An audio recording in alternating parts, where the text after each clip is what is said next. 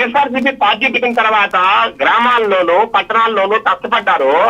ఏ నాయకులైతే కార్యకర్తలైతే ప్రాణాలు తెగించి పార్టీ కోసం శ్రమించారో, సేవ చేశారో, ఆ వ్యక్తులను, ఆ కార్యకర్తలు కావచ్చు, లోకల్ నాయకులు కావచ్చు, 2019 తర్వాత అంటే జగన్మోహన్ రెడ్డి అధికారంలోకి వచ్చిన తర్వాత ఈ నాయకులను, కార్యకర్తలు పూర్తిగా పక్కన పెట్టి వాలంటీర్లను అపాయింట్ చేసి వారి ద్వారా పరిపాలన సాగించే తీరు కావచ్చు, లేదంటే కార్యకర్తలకు, నాయకులకు కనీసం బిల్లులు వాళ్ళు ఏదైనా చిన్న వర్కులు చేస్తే దానికి సంబంధించిన పేమెంట్ కూడా ఇవ్వని పరిస్థితి, కనీసం వారి బాధలను పట్టించుకునే పరిస్థితి, వారికి ఏమాత్రం కూడా ప్రభుత్వం నుంచి సహకారం అందని పరిస్థితుల్లో 2024లో ఎప్పుడైతే జగన్మోహన్ రెడ్డి గారు ఓడిపోయారో, సార్ 2024లో జగన్మోహన్ రెడ్డి గారు ఓడిపోవడానికి ప్రధానమైన కారణంలో ఒక కారణం కార్యకర్తలు, నాయకులు సరిగా సహకరించకపోవడమే ఎలక్షన్ లో.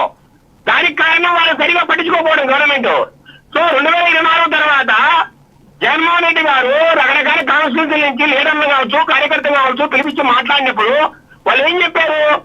అయ్యా మీరు 2019 వరకు పరిపాలన చేసినప్పుడు మమ్మల్ని పట్టించుకోలేదు, నిర్లక్ష్యం చేశారు, మమ్మల్ని గాలి వదిలేశారు అని బాధపడినప్పుడు, సరే ఇక 2029లో మనం అధికారంలోకి వస్తే జగన్ 2.0లో మనం డిఫరెంట్ గా ఆ రోజు పరిపాలన చేద్దాం, కార్యకర్తలకు ఇతోలికంగా తోడ్పడతా, కార్యకర్తలను మేలు చేస్తా, కార్యకర్తలను పట్టించుకుంటానని నమ్మబలికిన పరిస్థితుల్లోనే ఆ నమ్మకాన్ని ఎక్కడ సడిలిపోతుందో, ఎక్కడ కార్యకర్తలు పార్టీకి దూరం అవుతారో, ఎక్కడ కార్యకర్తలకు పార్టీకి మధ్యలో గ్యాప్ వస్తుందో భయపడి ఈ రోజు జగన్ 2.0 సూపర్ యాప్ అని ఒక యాప్ తీసుకొచ్చారు.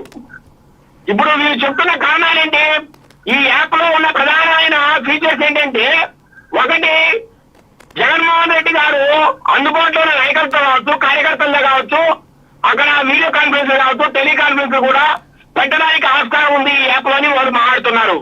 అంటే గత 12 సంవత్సరాలు పుష్కర కాలం ఏంటంటే పార్టీ పెట్టి ఈ మధ్య కాలంలో ఏ రోజు కూడా జగన్మోహన్ రెడ్డి గారు కార్యకర్తలతో కావచ్చు, నాయకులతో కావచ్చు ఏ రోజైనా టెలికాన్ఫరెన్స్ పెట్టారా? పార్టీ ఇష్టం కదా. ప్రతి వారం పదికి ఒకసారి చంద్రబాబు నాయుడు గారు టెలికాన్ఫరెన్స్ లో కొన్ని వేల లక్షల మందితో మాట్లాడతారు. మరి అలాంటి పరిస్థితి ఎక్కడైనా వైసీపీలో ఉందా? మరి ఈ రోజు మాట్లాడుతున్నారు, ఈ రోజు మీరు యాప్ ద్వారా మాట్లాడతామని ఈ రోజు చెప్తున్నారు. అట్లాగే వారికి సంబంధించిన లోకల్ గా జరుగుతున్న ఏదైతే కార్యక్రమాలు ఉంటాయో, అంటే అసెంబ్లీ కాన్స్టిట్యూన్సీ ఆ పరిధిలో జరిగే ఏదైతే కార్యక్రమాలు కావచ్చు, లేదంటే ప్రెస్ మీట్లు కావచ్చు, లేదంటే పార్టీ కార్యక్రమాలు కావచ్చు, ఇవన్నీ కూడా యాప్ లో లోడ్ చేసే విధంగా, ఆ యాప్ లో అప్లోడ్ చేసే విధంగా కూడా ఆ యాప్ లో రూపొందించాలని మాట్లాడుతున్నారు. అంటే కార్యకర్తలకు పార్టీకి మధ్య గ్యాప్ రాకుండా అనుసంధానం చేయడానికి మాత్రమే ఆ యాప్ ను ఉపయోగించాలనేది పార్టీ ఉద్దేశంగా కనబడుతోంది. కానీ జగన్మోహన్ గారు బయటకు వచ్చి ఏం చెప్తున్నారు? అసలు ఫేస్బుక్ లో కావచ్చు, ట్విట్టర్ లో కావచ్చు, లేదంటే ఇన్స్టాగ్రామ్ లో కావచ్చు, మీరు మా సోషల్ మీడియా కార్యకర్తలు దాడులు చేస్తున్నారు, టాస్క్ ఫోర్స్ అనే పేరుతో మమ్మల్ని ఇబ్బంది పెడుతున్నారు, మా కార్యకర్తలు వేధించి కేసులు పెడుతున్నారు, అట్లాగే మాకు సంబంధించిన ఏదైతే మేము అప్లోడ్ చేస్తున్నామో కంటెంట్ ను దాన్ని డిలీట్ చేస్తున్నారు, అందుకే ఈ యాప్ తెస్తున్నాం అంటారు. కానీ నేను అడుగుతున్నా, వీరు తెచ్చే ఒక చిన్న యాప్ ఒక ఫేస్బుక్ కో, ఒక ఇన్స్టాగ్రామ్ కో, ఒక ట్విట్టర్ కో సమానమా? అలా అలా అలా యూజ్ చేయడానికి అది ఉపయోగపడుతుందా? కాకపోతే వాళ్ళ కార్యకర్తలు ఏదైనా వాళ్ళకి సంబంధించిన ఇన్ఫర్మేషన్ కావచ్చు, ఏదైనా వారి అభిప్రాయాలు కావచ్చు, ఏదైనా అప్లోడ్ చేయడానికే పనికొస్తుంది కదా ఆ యాప్. సోషల్ మీడియాకు బదులుగా దీన్ని ఉపయోగించవచ్చు. సో ఫేస్బుక్ కో, ట్విట్టర్ కు బదులుగా దీన్ని ఉపయోగించచ్చు అనేది అది అవాస్తవము, అవాస్తవం కాదు. కేవలం గవర్నమెంట్ మీద దుమ్మెత్తిపోవడానికి మాత్రమే దీన్ని సాగుగా జగన్మోహన్ గారు చూపిస్తున్నారు.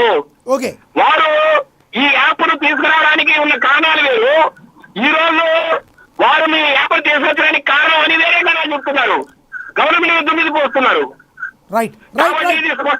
అందరూ అర్థం చేసుకోవాలి. రైట్, మీ అభిప్రాయం అర్థమైంది విజయశేఖర్ రెడ్డి గారు, ధన్యవాదాలండి.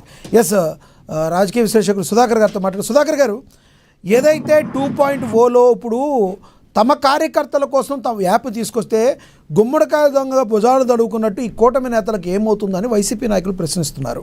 మీరు విశ్లేషకులుగా మీరు చెప్పండి, 2.0లో ఆ యాప్ తీసుకురావడం వలన ప్రభుత్వానికి ఏదైనా లాస్ అయ్యే అవకాశం ఉందా? ప్రభుత్వానికి వ్యతిరేకంగా ఏమైనా మాట్లాడే అవకాశం ఉందా? లేదంటే తమ పార్టీ యొక్క లబ్ధి కోసం వాళ్ళు తెచ్చుకున్నారు అనుకుంటారా? మీరేమంటారు? ముందుగా ప్యానెల్లో ఉన్న సభ్యులకు మీకు అలాగే వీక్షకులందరికీ కూడా నమస్కారం అండి. నమస్తే. మనం యాప్ తీసుకురావటాన్ని తప్పు పట్టాల్సిన అవసరం లేదు. మీరు మొదట్లో చెప్పినట్టుగా అన్ని పార్టీలకు ఏదో ఒక యాప్ ఉంది. అయితే జగన్ గారు కొంచెం లేట్ గా తీసుకొచ్చారు యాప్. వాస్తవానికి తెలుగుదేశం పార్టీకి మొదట్లో ఉండేది, మన టీడీపీ అని ఉండేది, తర్వాత దాన్ని మై టీడీపీ కింద మార్చినట్టున్నారు. అయితే ఈ యాప్లు అనేది కార్యకర్తలకు నాయకులకు అనుసంధానంగా ఉపయోగపడద్దు అనేది తెలుగుదేశం పార్టీ చెప్పినా, జనసేన చెప్పినా, లేకపోతే ఇప్పుడు వైఎస్ఆర్సీపీ నిన్న జగన్మోహన్ రెడ్డి గారు మాట్లాడేటప్పుడు చెప్పినా అదే. అయితే ఇప్పుడు వచ్చినటువంటి కొత్త యాప్ అనేది ఎలా ఉపయోగపడుతుంది, దేనికి ఉపయోగపడుతుంది అనేది మనకు తెలియదు. కానీ నేను జగన్మోహన్ రెడ్డి గారు ఆ కంటెంట్ డిలీట్ చేయడం వల్ల మనం ఒక యాప్ తీసుకొచ్చామన్నారు. కానీ మరి నాకైతే ఆ వైఎస్ఆర్సీపీ కంటెంట్ ఎక్కడ డిలీట్ చేసినట్టుగా నేను సోషల్ మీడియా ఫాలో అవుతాను, నాకైతే అనిపించలేదు. ఒకవేళ కంటెంట్ డిలీట్ చేశారు అంటే దానికి ఒక రీజన్ ఉంటుంది. నేను ఒక అంటే అనుమానాల నివృత్తి కోసం చిన్న ఎగ్జాంపుల్ చూపిస్తాను నేను. సో ఇప్పుడు ఇది మీకు కనపడుతుందా? మీకు ఇది కనబడుతుంది. సో కిరాకార్పి బొమ్మని ఒక గొర్రెకు పెట్టి ఇక్కడ రాశారు, పొట్టేలు సిద్ధంగా ఉంది 2019లో నరకటాకని చెప్పి కింద రాశారు, నీ చావుతో వైసీపీ పార్టీకి రక్షాభిషేకం చేస్తామని. వెనకమాల ఆ వ్యక్తి బ్లడ్ తో ఉన్నటువంటి ఒక ఫోటో పెట్టుకున్నాడు. సామాన్యంగా యూట్యూబ్ లాంటి మాధ్యమాలు అసలు రక్తాన్ని బ్లాక్ అండ్ వైట్ లో చూపించాలి, డైరెక్ట్ గా పెట్టినా కూడా యాక్సెప్ట్ చెయ్యవై మాధ్యమాలు.